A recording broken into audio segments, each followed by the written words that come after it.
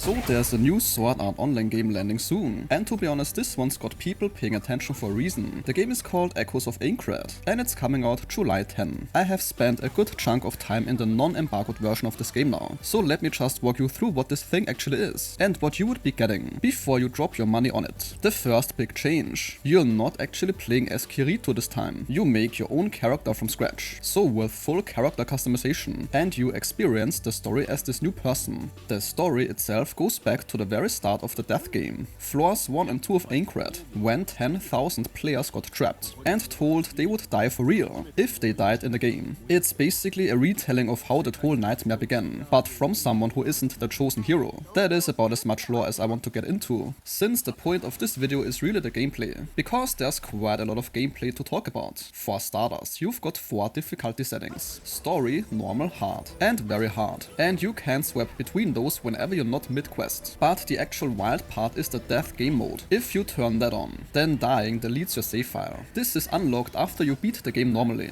Now in this game you don't fight alone, you've got an AI partner, and so far 3 have been shown. Yori fights with a sword, and can drop a healing zone on the ground. Wise Man swings a mace, and hits an area attack that stacks damage effects. And Argo uses daggers, and can also reveal treasure and enemies through walls for a bit. Keep in mind, this game purposely does not have dating or relationship stuff, because the developers felt it didn't make sense this early into a death game, where everyone is just trying not to die. The combat is slower and heavier here than the older SAO games, more methodical I guess, kind of almost has a Souls-like weight to it, even though it's of course not meant to be one. You've got your light and heavy attacks that eat stamina, plus sword skills that cost SP and go on cooldown once used. You can only carry 3 sword skills at a time, even though each weapon has around 10 total, so picking your loadout is important here. Your partner has got their own support skill, and a combo finisher move you do together, and both build up as you land hits. You can also switch your partner between an aggressive free mode or a more defensive switch mode, where they jump in to save you after you dodge. Of course, if you parry or dodge at the right moment, then you get a counter too. The enemies can build up status effects over time, instead of getting hit with them instantly, and you can actually cut limbs off certain enemies mid-fight, which is a neat touch. But not everything is that smooth though. The stamina drain makes it really hard to just run from a fight once things go bad. And the parry window is also pretty tight. Tight enough that dodging feels like the safer bet most of the time. But what is there outside of combat? You'll be running around a hub town managing gear at a blacksmith, buying stuff from vendors, and then heading out to explore. Also, by the way, this game does not have dual wielding. They said it wouldn't fit the story, since nobody else around you would have figured that out. Out in the field you're hunting safe zones that you can then rest at, and these double as checkpoints and fast travel points, though resting respawns nearby enemies, except for bosses of course. There's also these shrine looking things called arcs, where beating a mini-boss opens up hidden paths or loot. You can expect some dark caves needing torches. The game does not have swimming, and there is fall damage that will instantly punish you for climbing where you shouldn't.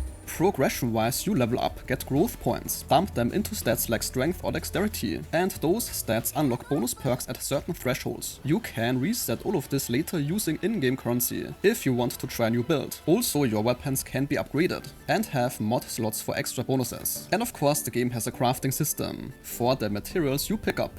Content-wise, they are stating about 30 hours of main story, with another 20 hours of side stuff, plus post-game content after that. The game this time has got a full English dub, instead of simply Japanese with subtitles, which I think is a first for the series. The higher editions come with extra bits too, like a promo movie following different characters, and the story expansion planned for later this year. So yeah, to keep this short, if you have wanted an SAO game that actually lets you build your own hero, and doesn't hold your hand through some easy mode, then this one is aiming right at that. And this sentence concludes today's video. If your time was respected, a like or comment is very much appreciated.